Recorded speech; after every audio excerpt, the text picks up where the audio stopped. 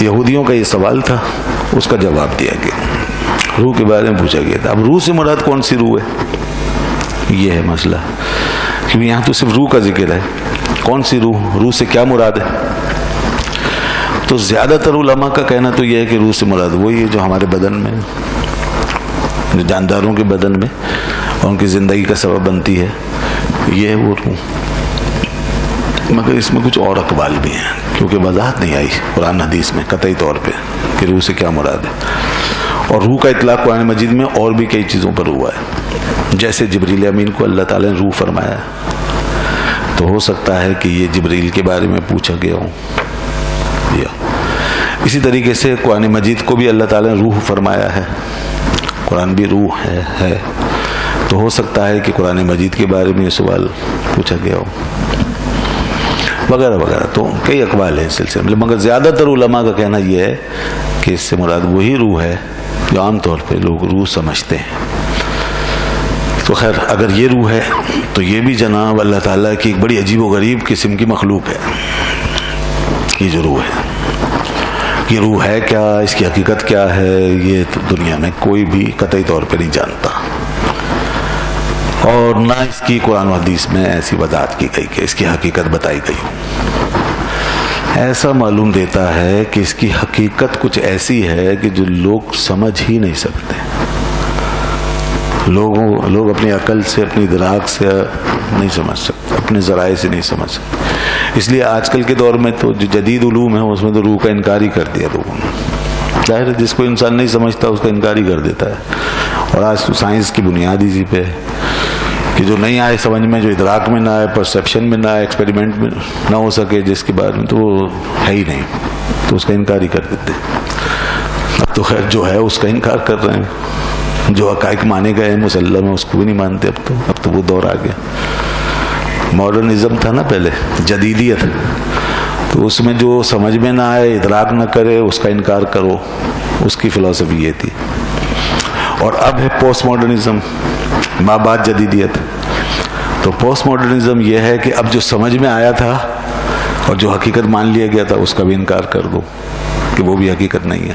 یہ ہو رہا ہے، اب ترقی ہو رہی ہے اور ترقی ہوگی۔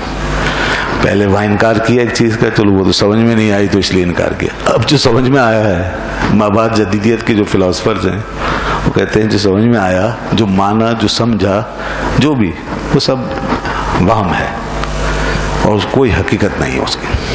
چلیے دیکھیے انکار کہاں تک جاتا ہے یہ۔ تو دنیا تو اس جہالت میں آگے بڑھ رہی ہے، اس دنیا کی کوئی کل سمجھ سے باہر ہے کہ یہ کیا انسان کو کہاں پہنچائے گی۔ مگر ہم ایک حقیقت پر کھڑے ہیں، بہت بڑی حقیقت پر، اس لیے ہم بھٹکنے سے بچے ہوئے ہیں۔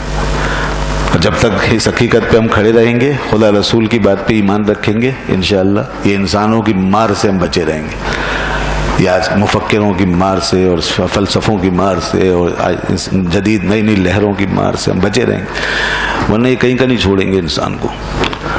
تو روح بہرحال ایک حقیقت ہے، اس کا انکار کرنا کفر ہے اسلام میں۔ یہ تو قرآن میں آ گئی نا، روح میں کا ذکر آ گیا۔ جس حقیقت کو اللہ نے بیان کر دیا، اس کے نبی محترم نے بیان کر دیا، اس کا انکار تو اللہ رسول کا انکار ہے نا، ماننا پڑے گا۔ مگر یہ ہے کیا، اس کی حقیقت کیا ہے، اس بارے میں علماء نے اپنے اپنے علم کے مطابق بحث کی ہے اور بات کی ہیں اور بہت سی چیزیں لکھی ہیں۔ چنانچہ اہل تصوف نے، چونکہ ان کا علم ایک خاص کیفیت میں چلا جاتا ہے، وہ ایک حال بن جاتا ہے، وہ لفظ و معنی سے آگے بڑھ جاتے ہیں، تو اس لیے وہ پھر ان حقائق پر کچھ گفتگو کرنے کے قابل ہوتے ہیں۔ اہل علم حضرات کا تو یہ منصب نہیں ہے، خالی اہل علم، صرف اہل علم، یعنی جنہیں ان احوال کی خبر نہیں ہے وہ نہیں جا سکتے سب۔ تو صوفیہ کرام نے بہت سے الفاظ اس میں بیان کیے ہیں، بہت سی تعریفیں لکھی ہیں اور اپنی اپنی کیفیت کے مطابق اس کے بارے میں وضاحت کی ہے۔ اور وہ یقیناً ان کے محسوسات ہیں، ان کے اپنے ادراکات ہیں، ان کی اپنی پرسیپشن ہے، ٹھیک ہے، اس پہ ایمان لانا ضروری نہیں ہے، مگر بہرحال ایک علم ہے وہ۔ اور انسان اگر ان کے ڈسکورس پر چلے نا، ان کے پیٹرن پر، تو ان کے نکالے ہوئے نتیجے پہ ضرور پہنچے گا، اس کو اس کا ایکسپیرینس ہوگا، کیونکہ وہ جو کہہ رہے ہیں وہ کسی ایکسپیرینس سے کہہ رہے ہیں، کسی روحانی تجربے کی بات کہہ رہے ہیں، تو آپ پہنچیں گے وہاں پر بشرطے کہ آپ کو اس کا ایکسپیرینس ہو۔ اب جس کو ایکسپیرینس ہی نہیں ہے، جو لفظ و معنی سے آگے جانتا ہی نہیں ہے کچھ، جسے صرف شریعت کے الفاظ ہی رٹے ہوئے ہیں، تو وہ تو پھر یہی کہے گا بھائی نہیں جی نہیں، یہ سب غلط ہے، یہ کہاں سے آیا، وہ کہاں سے آیا، وہ تو یہی کہتا رہے گا، خود بھی گمراہ ہوگا، دوسروں کو بھی گمراہ کرے گا۔ یہ گمراہی ہے نا، اتنے بڑے ڈسکورس کو، اتنے بڑے لوگوں کو، ایک پوری تاریخ کو تصوف کی پورا غلط کہہ دینا، ان کو گمراہ کہہ دینا، قرآن حدیث کے خلاف کہہ دینا، یہ بھی تو غلط ہے۔ اگر ان کی باتوں پہ ایمان لانا ضروری نہیں ہے تو اس انکار بھی تو نہ کرے آدمی، یہ جرات بھی تو نہ کرے، بھائی یہ کہہ دے بھائی ہمیں نہیں پتہ، ہو سکتا ہے اتنے بڑے لوگ کہہ رہے ہیں۔ آخر سائنس کے سامنے اور آج کل کے فکر و فلسفے کے سامنے بھی تو آدمی بار بار آمنا و صدقنا کہتا ہی ہے نا، حالانکہ سب کچھ کہاں سمجھتا ہے مگر کہہ دیتا ہے۔ آئنسٹائن نے کتنے سو سال پہلے ایک بات کی تھی، آج وہ چیزیں ثابت ہو رہی ہیں، لوگ مانتے چلے گئے، آج بھی مان رہے، تو اسے مانتے ہیں لوگ۔ تو اب ان صوفیہ اور بزرگوں سے کیوں ٹکر لیتے ہو بھائی؟ انہوں نے کون سی مال پیسہ جمع کیا ہے اور کون سی انہوں نے ان چیزوں کے ذریعے ریاست بنائی ہے، کوئی حکومت حاصل کی ہے، کوئی عہدے حاصل کیے ہیں؟ ان کا کیا لالچ تھا؟ ان کی تو زندگیاں اللہ اللہ کرتے گزر جاتی تھیں۔ وہ تو اپنی ذات کو فنا کر بیٹھتے تھے، اپنی خواہشات کو مار دیتے تھے، پھر اس کے بعد کوئی چیز وہ لاتے تھے تو یقیناً وہ ان کا ایک روحانی تجربہ ہوتا تھا، ان کا ایک خاص علم تھا۔ تو مسئلہ یہ کہ ہم یا تو مان لیں یا پھر ہم تجربہ کریں ان کے مطابق اور ماریں اپنے نفس کو اور گزریں اس عمل سے، تو پھر ہم خود اپنی آنکھوں سے دیکھ لیں جو کچھ وہ کہہ رہے ہیں۔ یہ تو الحمدللہ ہم اہل سنت و جماعت، صوفیاء کرام و بزرگان دین کی اس قسم کے علوم کو تسلیم کرتے ہیں کہ وہ ایک حقیقت ہے اور ان سے حسن ظن رکھتے ہیں۔ وہ بڑے اعلیٰ لوگ تھے،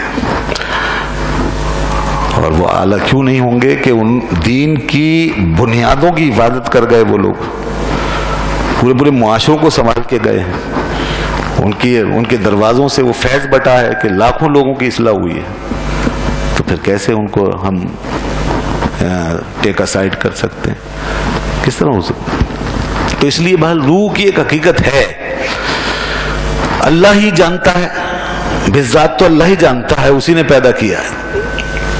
اور ہم یہ کہتے ہیں کہ اللہ نے اپنے محبوب صلی اللہ علیہ وسلم کو بھی اس کا علم عطا فرمایا ہے، آپ بھی جانتے ہیں، آپ کو اللہ نے علم عطا کیا ہے۔ قل الروح من امر ربی کہہ کر کے اسی میں اللہ نے اپنے محبوب کے لیے روح کے علم کے دروازے کھول دیے ہیں کہ امر ربی حضور سے زیادہ کون جانے گا؟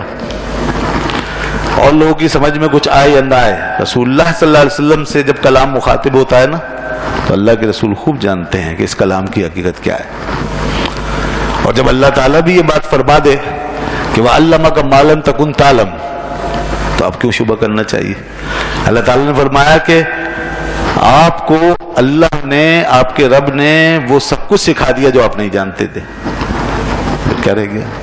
اور جب اللہ تعالیٰ یہ بتائے کہ الرحمن علم القرآن، کہ رحمان ہے جس نے قرآن سکھایا، تو قرآن کوئی ناظرہ پڑھنا تھوڑی سکھایا ہے، قرآن کا صرف ایک آدھ تفسیر تھوڑی سکھائی ہے، اس میں سے احکام تھوڑی سکھائیں، دوسری جگہ وضاحت کر دی کہ کیا سکھایا، ما لم تکن تعلم، جو آپ نہیں جانتے تھے وہ سب سکھایا۔ کسی اور کوئی اعزاز حاصل ہو سکتا ہے کہ جو نہ جانے ہو اسے سکھایا گیا ہو؟ نہیں۔